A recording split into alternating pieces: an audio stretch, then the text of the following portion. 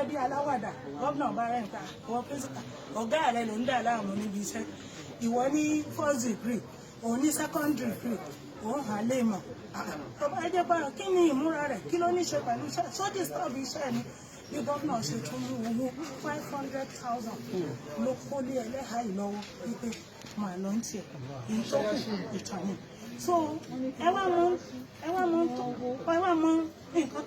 tó fọ́nì jù níbẹ̀ náà ni pé ọ̀pọ̀ ẹlẹ́rìí àtẹlẹ́rìí wọ́n ti fẹ́ lé wọn kó ilé tẹ́lẹ̀ tí wọn ò rówó ilé san ẹjọ́ ẹlẹ́hà àtọ́gà rẹ̀ wá lọ fi sùn ọba kò ríire ọba kò bá ẹlẹ́hà eléyìí ó jẹ́ nǹkan tí ó wúwa lórí púpọ̀ then èmi tí mo máa yín sọ̀rọ̀ yìí mo ṣe rìtáyà ní May yìí ni as a principal in one of our grade 1 schools in Oyo State tó bá jẹ́ pé ń gbà ìjọba àwọn nǹkan ni èèyàn ò lè gbé aṣọ ẹ̀há kọ́ wá lóun jọ̀gá iléèwé in fact ẹjẹ́ ń tún sọ̀kan fún yín nígbà tí a wá ṣe national conference ANCOPS lọ́yọ̀ state àwọn kan wá sọ fún mi pé pẹ̀lú aṣọ ẹ̀há rẹ̀ yìí o ọlọ́mọ lè lé ọmọ iṣẹ́ o èmi mo wá ṣáájú ńgbà tá a fẹ́ march gọ́vnà Ajímọ̀bí ni wọ́n ṣe kinní fún wa àná gba salute mo wá mọ̀ọ́mọ̀ ìdúró síwájú pé kí n kúkú má ṣe wájú gọ́vnà lónìí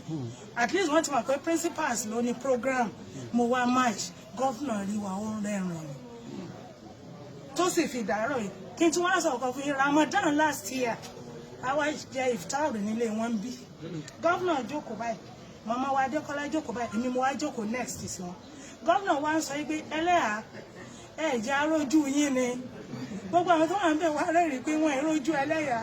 gómìnà wa ní ṣe bínú ilé la wà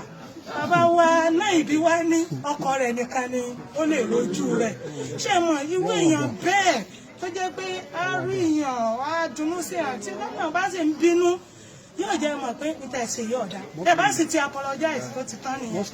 kí Ọlọ́run wá jọ kó bá wa san wọ́n ní ẹ̀san rẹ̀ ṣé wá rí èyí tó wá mú gbogbo mùsùlùmí lẹ́mìí jù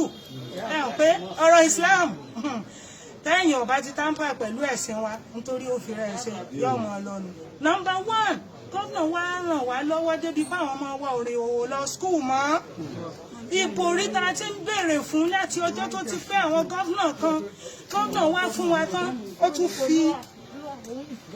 ó tún fi àṣẹ sí débi pé ìjọba kan ò lè dé lọ́la ní ìsìnkú ní amọ́lò jáàbù mọ́ ẹ̀ẹ́dẹ̀ rí gbogbo àwọn ọmọ wa ní ìsìn tó máa ń lọ skul wọn á borí wọn dẹ́dẹ́. Number 2 mọ́ṣáláṣí Òkè Àdó yẹn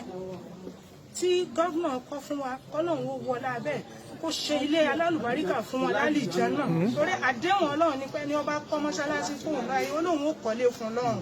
kọ́lọ́hún kó bá wa ṣe ọ̀rọ̀ wọn bẹ́ẹ̀. àwọn ìyá àgbàlagbà tán ti sin lọ́run tí ara wọn ti funfun ìjọ tí wọ́n ṣí mosque yẹn ọ̀sẹ̀ tó tẹ̀lé ta wá lọ kí Jímọ̀ ń bẹ̀ form 1 àwa ní káwa náà máa ṣe ìpàdé àwọn obìnrin láti lè máa kọ́ àwọn obìnrin lẹ́sìn àwọn ìyá arúgbó ìwà wa bá wa wọ́n wá ní ní Tájímọ̀bí ṣe fáwọn ọdún máwọn púpọ̀ nípa torí tẹ́lẹ̀tẹ́lẹ̀ òkúta làwọn tò jọ táwọn ń fi ṣe mọ́ṣáláṣí ìgbà tó yẹ ẹnìkan wá kọ́ nǹkan kan bóyá bíi ṣẹ́ẹ̀dì fáwọn pé gọ́vnà kan tẹ́mi ò ní dá ọkọ̀ ẹ̀tọ́ náà ń mọ̀ wọ́n ló dé ó sọ wípé mọ́ṣáláṣí yẹn ó ń dọ̀tí ojú títì ó wá wò àwọn ìyá yẹn wá ní àwọn ò mọ̀ pé lójú ayé àwọn ni Ọlọ́run lè ṣe wípé gọ́vnà kó wá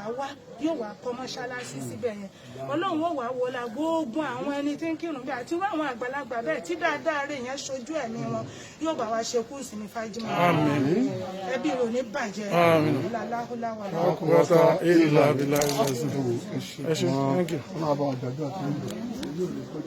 Thank you.